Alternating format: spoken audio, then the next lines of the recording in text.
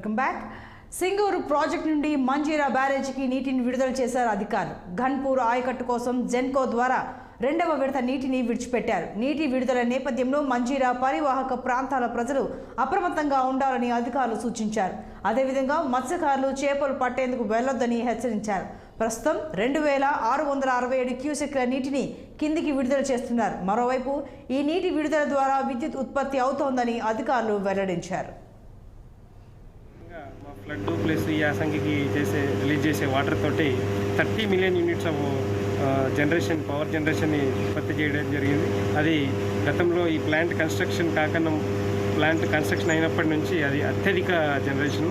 ఈసారి కూడా దాదాపు ఇప్పటికే 8.12 మిలియన్ యూనిట్స్ జనరేషన్ చేయడం జరిగింది. ఈసారి కూడా మాకు పవర్ జనరేషన్ దాదాపు ఒక 15 మిలియన్ యూనిట్స్ మినిమం మేము ఎక్స్పెక్ట్ చేస్తూ ఉన్నాము. ఒకవేళ దేవుడు కరుణిస్తే, అన్నదేవుడు కరుణిస్తే ఈసారి కూడా మేము లాస్ట్ ఇయర్ కంటే పవర్ జనరేషన్ చేరుకోవాలని ఆశిస్తా ఉన్నాం.